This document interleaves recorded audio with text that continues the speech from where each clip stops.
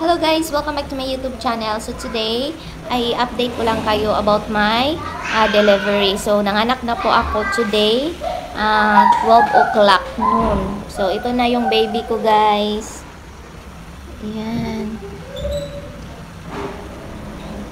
Tulog na tulog si baby guys. Akala ko, sumasakit lang yung tiyan ko dahil sa nakain ko. And unexpectedly, labor na pala siya. So, ayan na guys. May baby na tayo. So, nandito lang kami ngayon sa Zamboanguita RHU. Kasama ang aking darling. Abang. Hi. Hi. So, nana kay Manghod Rainwell. Monsa ka. Nana kay Manghod. Nanay Manghod ang among Rainwell. Nana ka manghod. Girl or boy? Boy. Ang say ngalan? Ay, piso-piso, diba? Kinsay ngalan? Bi. Kinsay ngalan? Isa daw ngalan. Amangoy na guys. So, ang among baby, iyang ngalan si Baby Matthew. At ayan na nga mga sisi si Baby Matthew, tulog na tulog at pinatulog na rin namin sa Rainwell kasi nga ang likot-likot mga mare. Hindi namin ma-control yung kanyang mga galawan. At si Madam Areng, ayan, nagpahinga lang si Madam Areng kasi masakit yung tahe. So after palang magising ni Rainwell, ayan, tinignan na niya si Baby kasi yung papa niya ay magpapalit na ng diaper. Nagtataka siya kung ano yung nakita niya kasi nakita niya yung puso ni Baby Matthew. Tanong ng tanong siya sa kanyang papa kung ano yun. Akala niya kasi bituka or intestine na lumabas. Kasi nga yung baby guys, very curious yung mga baby. So tanong ng tanong, kapag hindi sinagot yung tanong nyo, ay nako, ewan ko na lang. Ito kasing si Rainwell guys, kapag ano yung nakita niya, magtatanong talaga siya kasi gusto niyang malaman kung ano yun. Kapag hindi niya naintindihan, ay magtatanong pa rin yan. Ganyan si Rainwell mga palangga. So, siya yung assistant ng kanyang papa sa pagpapalit ng first change diaper ni Baby Matthew. Tingnan niyo si Rainwell guys, yung kanyang bibig, kahit ano na lang yung tinatanong sa papa niya. And ayan na yung papa niya, todo effort naman kasi nga medyo nahihirapan pa ako sa paggalaw. So siya na yung nag first move para asikasuhin si Baby. So habang inaasikaso niya, ako naman ay nakatingin lang sa kanila. And after that ay pinasuso ko na nga si Baby Matthew kasi nagutom na si Baby. Ayan, first, hindi pala to first. Habang nakaupo ako na nagpasuso, so medyo masakit yung tahi ko guys sa part na to. And ayan na nga si Rainwell, pinatulog na namin. Kasi nga, gabi na, so kailangan ng matulog ni Rainwell. And tulog na rin si Baby Matthew, kaya medyo nakapagpahinga na kami ni Mr. Hindi pala si Mr. Ako lang yung nakapagpahinga kasi si Mr. ay naglilinis pa.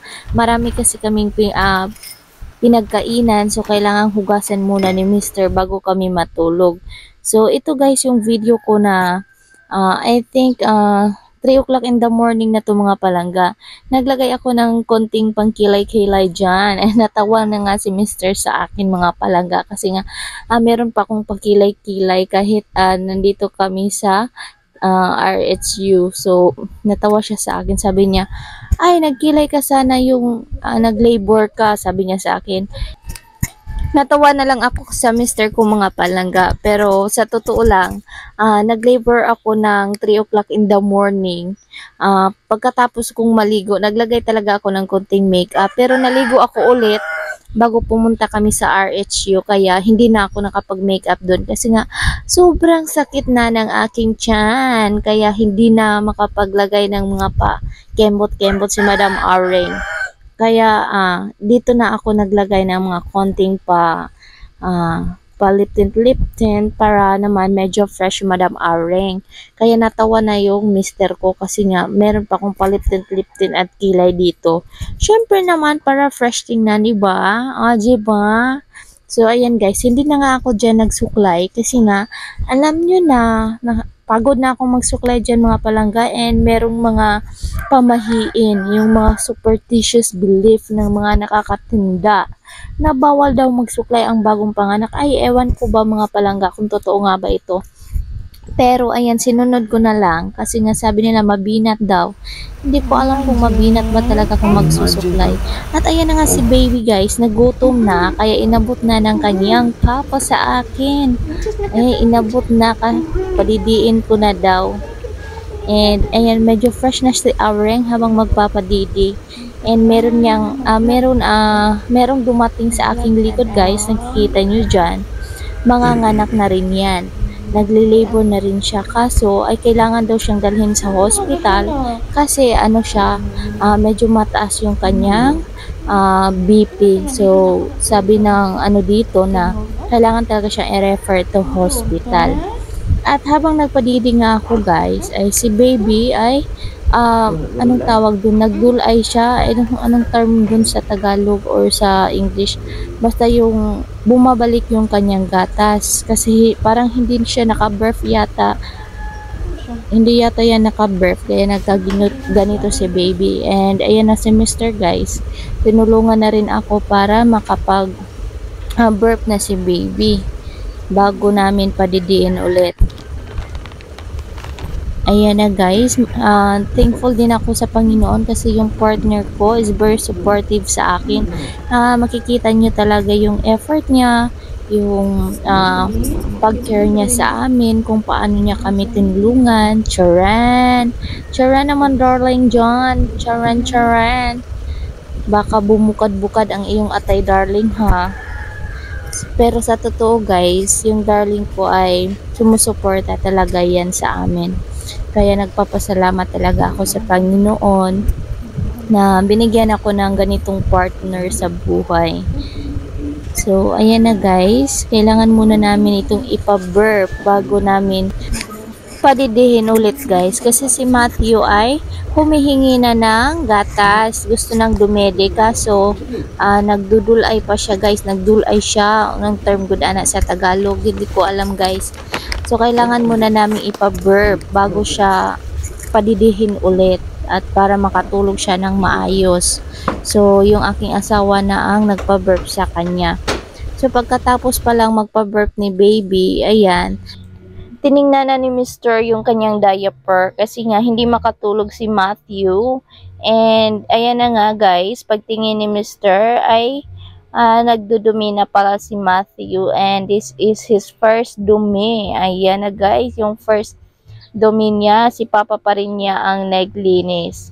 Katulad ng sa Rainwell dati, si Papa niya pa rin ang naglilinis, nagpapalit ng diaper kasi nga yung Papa niya ay meron ng mga experience pagdating sa baby kasi nga medyo mas older siya sa akin, so yung mga kapatid niya nakapag-alaga na rin siya. Hindi katulad ko na medyo malapit lang yung gap namin ng aking mga kapatid, so hindi ko sila nalinisan ng ganito, yung mga ganitong experience sa pag-aalaga ng baby.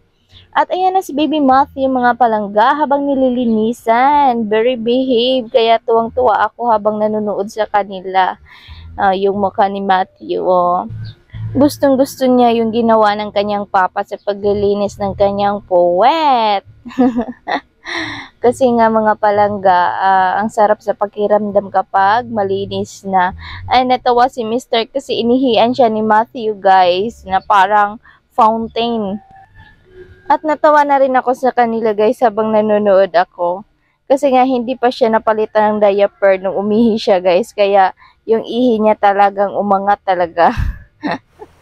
At ito na nga guys, pagkatapos palitan ni Matthew ng diaper, ayan, tulog na siya. At yung papa niya natutulog na rin. Kami na lang ni Matthew yung gising. Tulog na si Mr. pati si Rainwell. So, dito guys, nagpadede na naman ako ulit kasi nga nagising si Matthew. Hi guys! Nagutom Welcome siya. to my Kami lang vlog. dalawa yung gising dito, kaya kami lang dalawa ang nag-usap-usap. Welcome to Ako lang pala ang Matthew's nakipag-usap, vlog. guys. Kasi hindi pa marunong si Matthew. Natangtang na mong kalo. And natuwa naman ako sa kanya, guys, kasi habang magsasalita ko, si Matthew naman ay nakangiti. Yan, ang sarap sa pakiramdam. Yung habang nagsasalita ka, tapos nakangiti si baby. Nawawala talaga yung pagod mo, yung antok mo. Kaya, isa sa stress reliever ang mga bata, guys. And ayan, I'm so thankful to God na binigyan ako ng pangalawang blessing, and this is baby Matthew. So ayan na guys, kasi nga morning na, and ayan si Mr. naglilinis na siya kasi nga gusto namin bago kami umalis malinis dito sa RHU. So ako ay nagpre-prepare na ng mga gamit kasi uuwi na kami 12 o'clock noon. So, ayan na si Madam Aring. Nagpack na ng mga gamit. Habang si Rinwell naman ay nanonood ng movie. Si Mr. ay nagmamap dito sa RHU, guys. Kasi nga madumi yung sahig. So, ano na siya, nag-volunteer. Nag-volunteer siya na linisin yung RHU. Charot. Ang sipag naman. So, ganyan si Mr. guys. Kasi nakita niya ang dumi-dumi ng sahig. Tapos, pag may pumasok na namang bagong pasyente, para malinis naman, diba? At ayan, tapos nang maglinis si Mr. So, higa-higa lang siya habang naghihintay sa oras na uuwi na kami. So, si Matthew na naman ay humihingi na naman ng dede. Always and always. Kasi nga, palaging nagugutom si baby. So, ito pala guys, nakauwi na kami, and this is the first night ng aming pagtulog dito sa bahay kasama ang aming baby Matthew. And ayan na si baby Matthew, tulog na tulog. Ang sarap ng tulog niya guys. So, ito yung pangalawang gabi guys dito sa bahay. So, medyo pagod si Madam Areng kasi hindi makatulog ng maayos, and si Rainwell din hindi matutulog ng maaga. Hindi natutulog ng maaga kasi nga palaging nanood sa amin ni baby Matthew. And this is the third day guys ni baby Matthew. So, pinaliguan ko na siya dito, and ayan, pinadidi ko na siya kasi nagutom siya.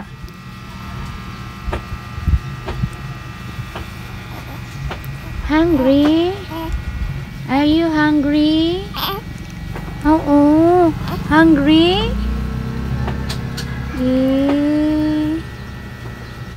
Ayo padoon imong lawong.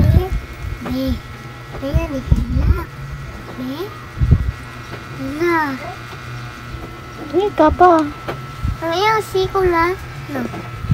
Ang siko. Ako si Peter Siko. Oh, Peter Siko. Mikian patutuyon.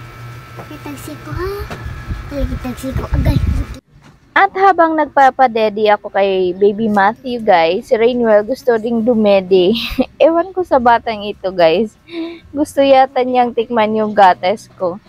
Kasi nga sabi niya, ano daw yung lasa ng gatas ko.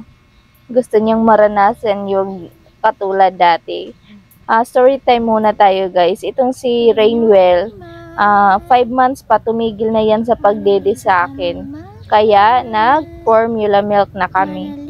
So, ito na si baby Matthew guys. Pagkatapos padidihin, ayan, tulog na. Binihisan ko siya. Kasi nga, para fresh yung kanyang look. At nag-video na rin ako guys para sa TikTok affiliate. Para may extra income naman si mami habang nasa bahay lang. And yung pinopromote ko pala dito guys is yung Plenfant diaper na binigay sa akin ng TikTok. So, binigay ni TikTok seller sa akin para i-promote yung kanilang mga product, and para naman magkakaroon ako ng kita, pati si seller. And alam nyo ba mga palangga, sa pagiging TikTok affiliate ko, kahit nasa bahay lang ako, kahit nag-aalaga lang ako ng mga babies ko, ay kumikita ako ng konti and malaking tulong na po ito bilang isang nanay. So, nakakatulong na rin ako sa aking partner sa mga gastusin dito sa bahay. And I'm so thankful to God na nagkaroon ako ng konting blessing kahit nasa bahay lang. At malaki rin ang aking pasasalamat sa aking mister sa lahat ng effort niya sa amin, sa binuo naming pamilya. See you. I think that's it lang mga palangga. Thank you so much for watching this video. And don't forget to subscribe my YouTube channel and click the bell button para naman lagi kayong updated sa mga next video ko. Bye-bye! Thank you so much and God bless!